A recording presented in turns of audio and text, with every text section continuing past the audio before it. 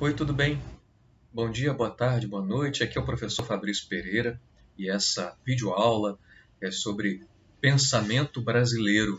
O que há no nome, o que há nesse nome, pensamento brasileiro? Em primeiro lugar, é bom começar mencionando que até mesmo um autor ou outro considera não haver um pensamento brasileiro propriamente dito, considera não haver um acúmulo na história da produção de conhecimento no Brasil, um acúmulo de algo que permita ser chamado próprio, nosso, original brasileiro. Vou mencionar dois exemplos. Tá?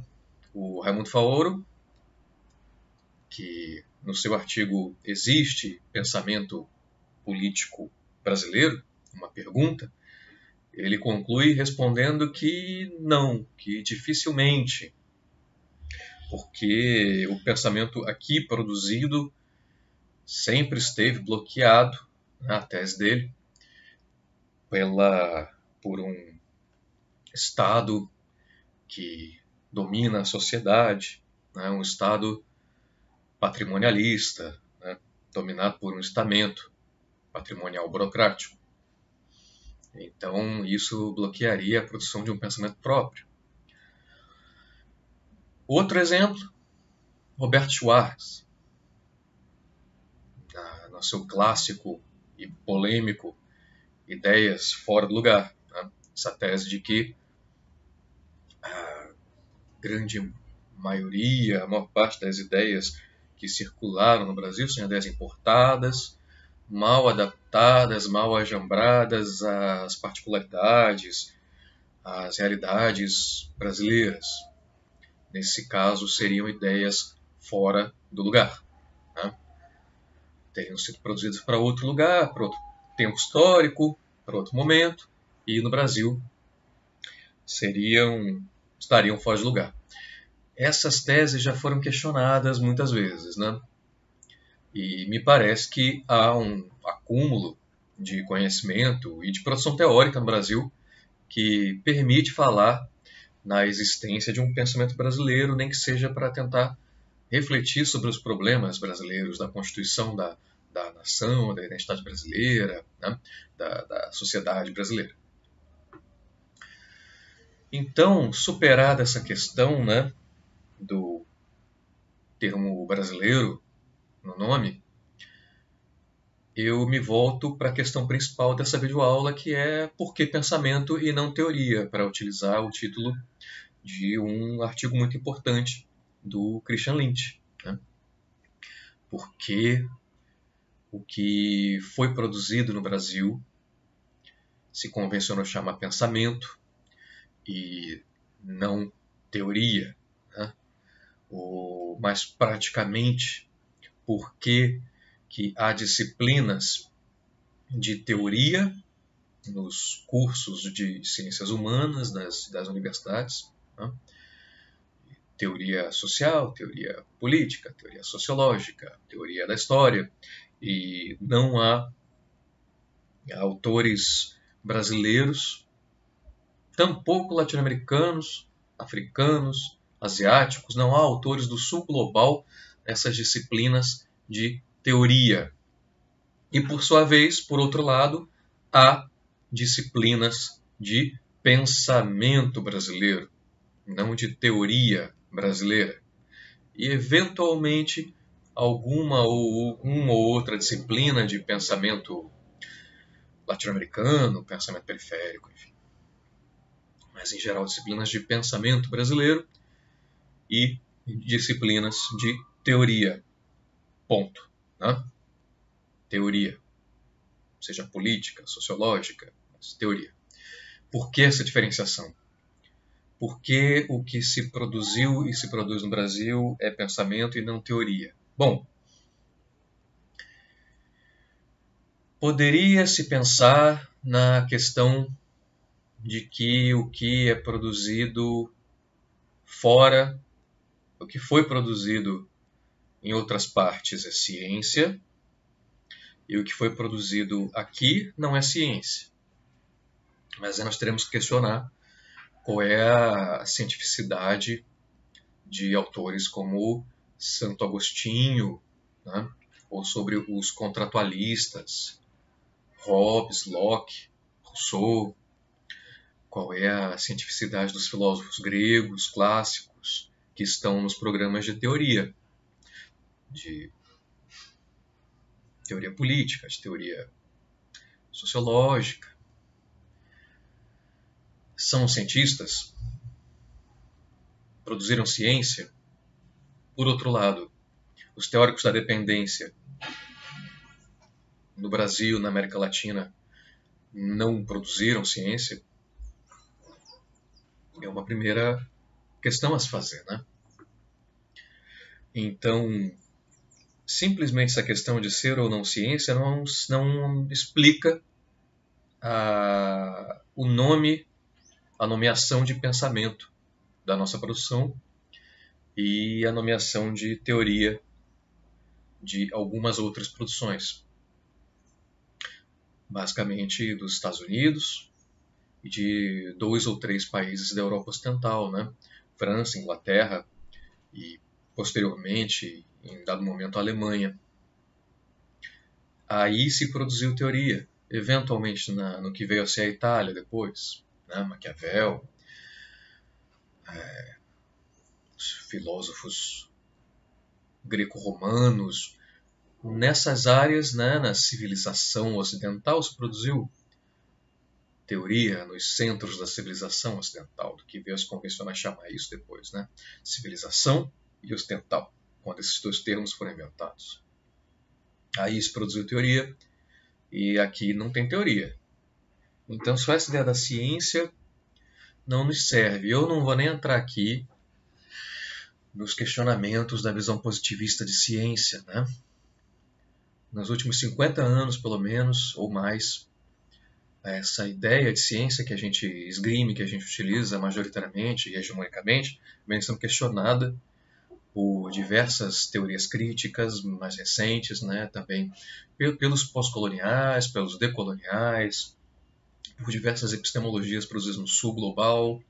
E eu não vou nem entrar nessa questão aqui do que é ciência, e se as ciências sociais são ciência, se a ciência política é ciência, em que sentido nós deveríamos pensar em ciência, né?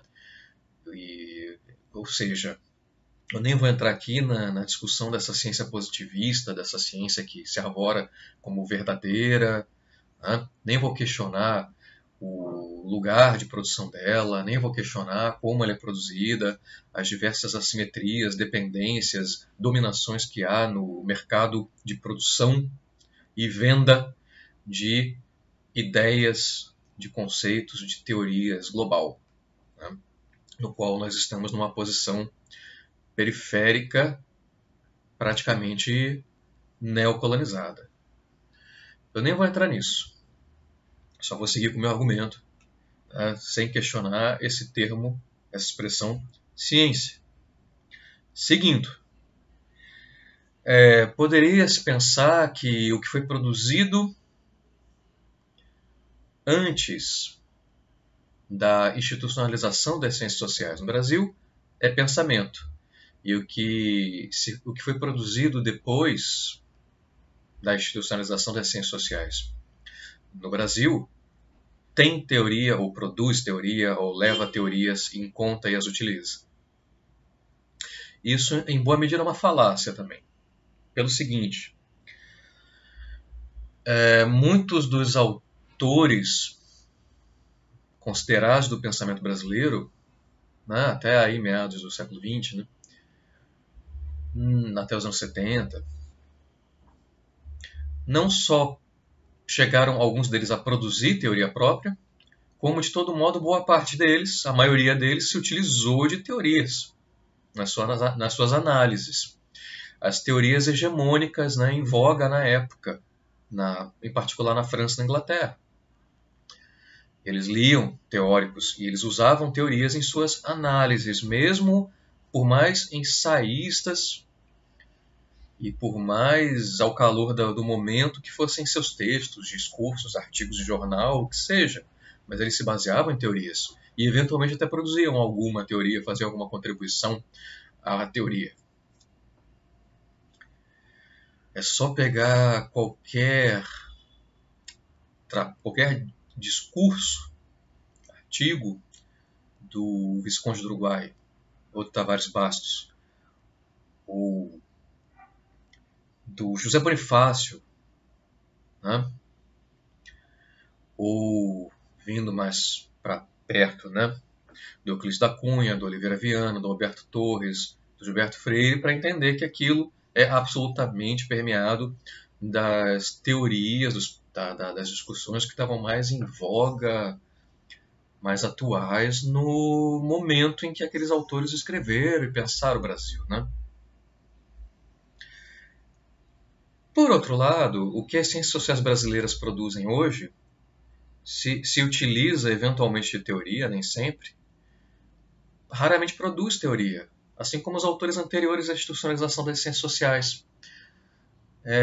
O que as ciências sociais brasileiras produzem hoje, em grande medida, mais de 90% dos trabalhos de ciências sociais no Brasil hoje, não produzem teoria alguma. E a maioria deles nem se utilizam de teoria alguma, explicitamente, né? Se utilizam de metodologias, em particular a ciência política. As teorias não são explícitas, são implícitas. São implícitas na visão de mundo dos autores. Nisso não muda muito em relação ao que era produzido no Brasil antes de existir ciências sociais na academia, na universidade. Mais de 90% dos trabalhos das ciências sociais brasileiras hoje não são sobre teoria, não utilizam solidamente teoria, e são sobre o Brasil, assim como o pensamento brasileiro. Quase nenhum trabalho de ciências sociais brasileiras no Brasil hoje pensa outros lugares do mundo, ou pensa comparações globais, ou reflexões globais. Pensam em problemas brasileiros, pensam em instituições brasileiras. Nesse sentido, pouco mudou. O que mudou na institucionalização das ciências sociais brasileiras foi a adoção de alguns métodos que não eram usados antes, mas que apareciam no Oliveira Viana, eventualmente, no Gilberto Freire, sim.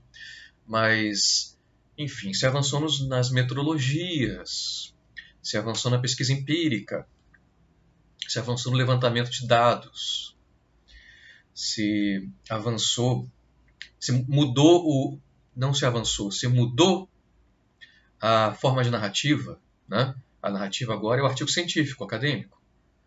Antes era, de modo geral, o ensaio, mas também o discurso, também o artigo de jornal, tá? Antes. Mas era principalmente o ensaio, principalmente no começo do século XX. Agora, a narrativa é o artigo científico. Isso é o principal que mudou, né? Então não é exatamente uma ruptura nessa institucionalização. Há mais bem uma transição. O que eu quero dizer com não haver uma ruptura? Eu quero dizer que boa parte, a maioria dos cientistas sociais brasileiros hoje não leva em consideração o acúmulo que havia de produção de conhecimento sobre o Brasil e sobre a periferia produzido no Brasil antes de haver esses cursos de ciências sociais, né? De haver essa academia institucionalizada. E deveriam levar em consideração. Para muitos dos cientistas sociais brasileiros há uma ruptura. Nada do que foi produzido antes dos anos 70 presta para alguma coisa. Ou dos anos 80. Mas deveriam levar em consideração, porque as diferenças entre nós e eles não são tantas quanto costumamos considerar. Ler os autores do pensamento brasileiro não é apenas um exercício de diletantismo, de enciclopedismo ou de interesse histórico. Ler os autores do pensamento brasileiro não interessa só para entender o Brasil do século XIX. Interessa para entender o Brasil de hoje. As teses dos pensadores brasileiros, das grandes interpretações do Brasil, estão nos cientistas sociais brasileiros hoje. O que acontece é que eles não admitem. Quer eles admitam ou não, está, né, permeando as reflexões das ciências sociais brasileiras hoje que são menos explícitas, inclusive, do que eram antes. Os autores do pensamento brasileiro se colocavam como questão entender o Brasil. Alguns deles até formar, né, o que eles achavam que não havia ainda, uma identidade brasileira, uma nação brasileira, uma sociedade brasileira. Eles se preocupavam com essa questão. Os autores das ciências sociais brasileiras hoje se preocupam muitas vezes com questiúnculas, com temas muito específicos e não explicitam, né, nenhum dever ser, não explicitam as razões das suas preocupações de pesquisa. Às vezes parece que as pessoas pesquisam o que pesquisam muitas vezes simplesmente por inércia ou por ocupar um espaço no mercado de produção de saberes. Não por qualquer preocupação em enfrentar uma questão fundamental para a sociedade brasileira ou para o mundo, né, para a vida do ser humano. Nesse sentido, as ciências sociais perderam efetivamente. Perderam, não ganharam. Perderam em relação ao pensamento brasileiro que se produzia até os anos 60, 70, 80, do século passado. Nesse sentido, aquele pensamento era superior ao que se produz hoje no Brasil. Tá? Então, deve-se evitar uma teleologia da história das ciências sociais no Brasil e no mundo. Né? As ciências sociais brasileiras hoje não são superiores ao que se produzia no Brasil no começo do século XX. Há um acúmulo em alguns aspectos, é um grande acúmulo, em termos de produção de pesquisa empírica, de dados, de metodologias, né? De produção, aferição de conhecimento nesse sentido mais positivista da ideia de ciência, mas se perdeu em muitas coisas. Né? Então não há uma evolução, não há muito menos uma teleologia, né? Um caminho previamente estabelecido rumo a um nível superior. Nesse processo todo, a gente ganhou e perdeu. E a gente deve retomar os clássicos, deve retomar os pensadores brasileiros. Então, considerar que eles não eram ciência, o que nós fazemos é ciência, não ajuda a explicar por que a gente chama aquilo de pensamento. Porque o que a gente produz hoje pode até ser ciência no sentido positivista, nem sempre, e devemos questionar a ciência no sentido positivista definitivamente, mas o que a gente produz hoje não tem teoria. E não produz teoria tanto quanto o que era produzido há um século atrás. As ciências sociais brasileiras raramente produzem teoria. A gente pode pensar em alguns autores, alguns grupos de pesquisa, mas a grande maioria não produz teoria e nem reflete sobre, nem utiliza, né, nas suas pesquisas, a não ser muito implicitamente, nunca explicitamente. Então parece, né, gente, que o buraco é mais embaixo. O buraco é mais embaixo. Vamos aprofundando então e podemos passar à questão do local e do global. A ciência seria universal. O pensamento brasileiro seria local. O pensamento brasileiro só interessaria ao brasileiro ou ao brasilianista, ao estudioso de Brasil. Não interessaria a qualquer pessoa que não estivesse estudando Brasil. Já o que é produzido no norte, né, o que é produzido naqueles 3, 4 ou 5 centros de produção de conhecimento que eu mencionei, aquilo se interessa. Aquilo reflete sobre o universal, reflete sobre o homem, reflete sobre o ser humano, né? Sobre a sociedade, o contrato social, a essência do homem, a natureza humana, as classes sociais universais. Bom, isso é questionável também, né? Muito do que foi produzido, que entra nas disciplinas de teoria, não tinham essas preocupações, né? Tinham preocupação em entender, às vezes, questões locais. Né? A democracia na América, a república ou a monarquia em Florença, enfim. Muitas vezes questões locais, mas esses autores que produziram no norte, tinham pretensões universais, na maioria das vezes, né? Eles entendiam que seus pensamentos podiam se universalizar, podiam se expandir. E de fato se expandiram e se universalizaram, né?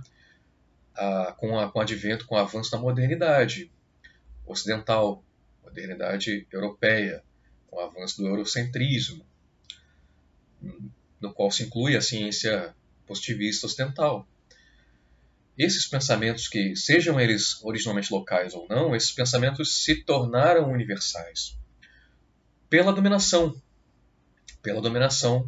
do norte sobre o sul, pela dominação da Europa ocidental sobre o resto do mundo, né, dos europeus sobre o resto do mundo.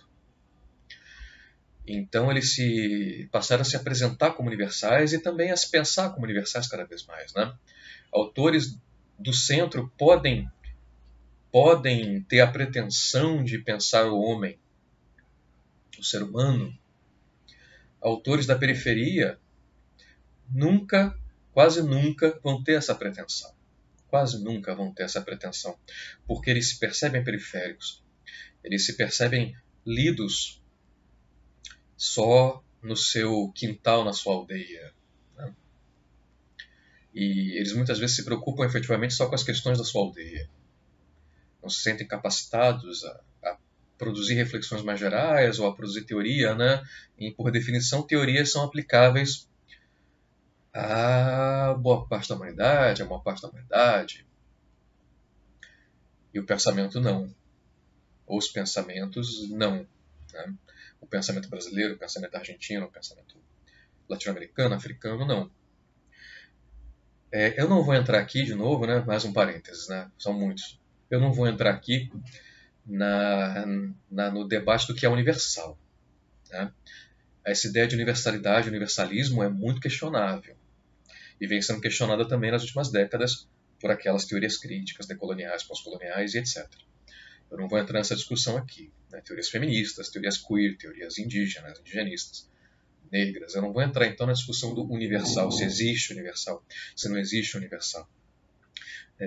Afirmaria que não, né? Que as ciências e as teorias são disputas e estão em disputa, são teses em disputa em campos de batalha, e que umas vencem as outras pelo poder, pela violência simbólica, pelo dinheiro, pela tradição de quem produz essas teorias, né?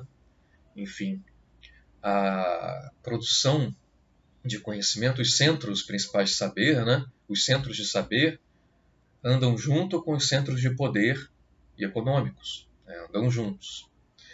Então, é muito relativo, né? O que é teoria universal e o que não é, e mesmo é muito relativo se algo pode ser universal num contexto de capitalismo, né? Ele se impõe no mundo, né? O eurocentrismo, o conhecimento eurocêntrico se impõe no mundo, mas não é necessariamente universal, né? Ele é um conhecimento que dominou, mas que, como tudo na vida, será historicamente superado, né? E como tudo na vida não serve para todo mundo, né? Tem coisas que não servem para entender todas as lógicas, todas as sociedades, em todos os tempos, em todos os espaços. Então nada é totalmente universal. Mas eu não vou entrar nessa discussão, né? Sem querer cair também num relativismo absoluto, sem querer cair numa exclusividade, num exclusivismo, numa especificidade absoluta, assim. Mas nada é totalmente universal. Não vou entrar nessa discussão aqui. Vou seguir adiante para chegar ao ponto final, né?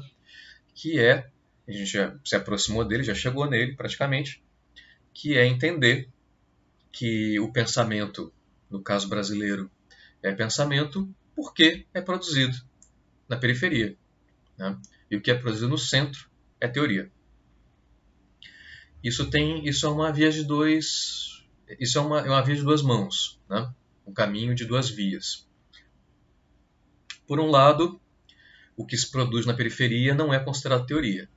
Por outro lado, os pensadores da periferia, por se perceberem periféricos efetivamente, e efetivamente o são, né? É um dado da realidade, eles, na maioria das vezes, nem produzem teoria, eles só tentam pensar suas realidades, né? Entender suas realidades, construir as instituições de países, de nações em formação, de regiões em formação, de identidades em formação, tentar intervir nisso, tentar entender isso.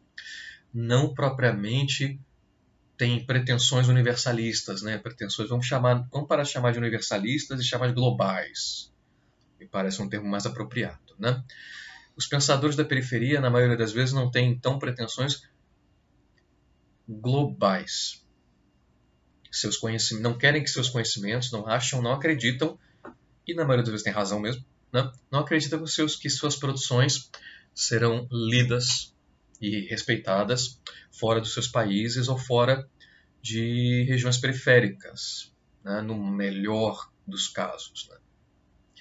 Então pensam sobre as questões de sobre questões locais, sobre questões nacionais, eventualmente regionais, raramente sobre questões do centro, ou sobre questões globais, raramente. Então, por um lado, o que se produz na periferia não é considerado teoria. Por outro lado, o que se produz na periferia não é teoria mesmo. Porque não tentamos, né, não nos sentimos capacitados a fazê-la. Aí entra o complexo de vira-lata mesmo. Né? Esse aspecto tem um aspecto psicológico, vamos dizer, da questão também.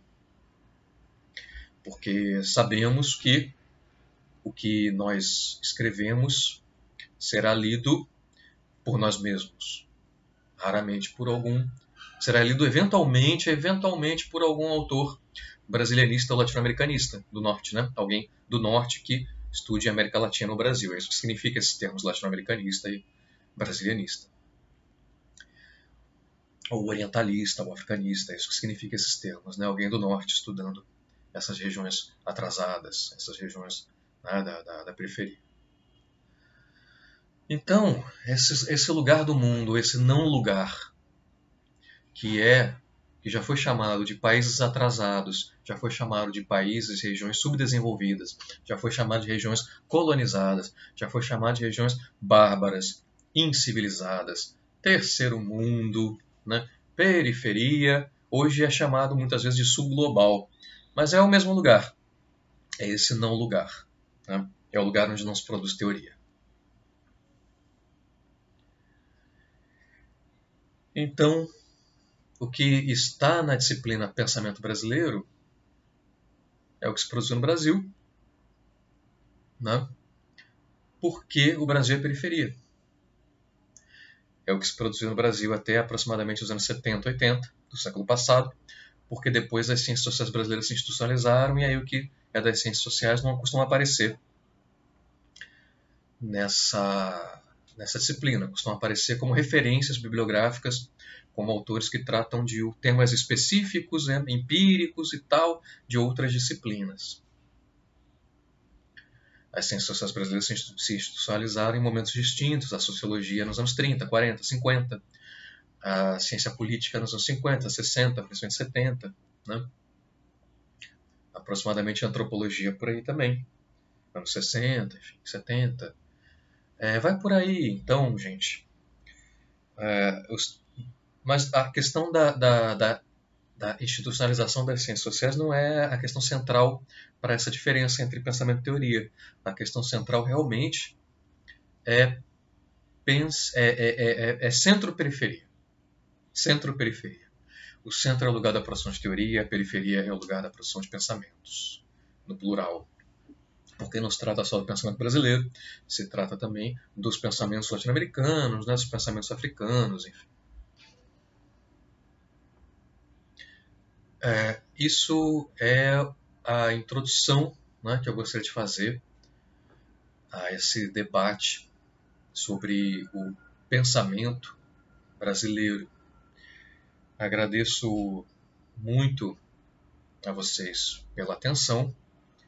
Espero que entendam, né, considerem que é fundamental estudar o pensamento brasileiro, né, o que se convencionou chamar pensamento brasileiro, para formação, para nossa formação, para a formação dos cientistas sociais brasileiros hoje, para entender o Brasil de hoje. Não é só algo do passado, não é algo inferior, é simplesmente algo que perpassa tudo que produzimos sobre o Brasil hoje ainda, que tem conexão total com o que produzimos sobre o Brasil hoje, que herda aquelas reflexões do pensamento brasileiro sem que a gente admita sempre, entenda isso sempre, né?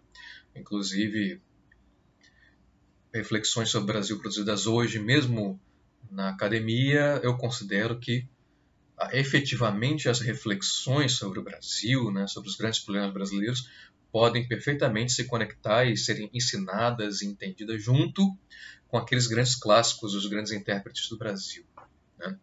O que está se produzindo hoje sobre Brasil, me parece que a melhor produção sobre o Brasil hoje, a melhor reflexão sobre o Brasil hoje tem relação direta com os grandes pensadores brasileiros clássicos, né? Enfim. Então eu gostaria de deixar essa mensagem, né, essa tese, e agradecer a vocês pela atenção.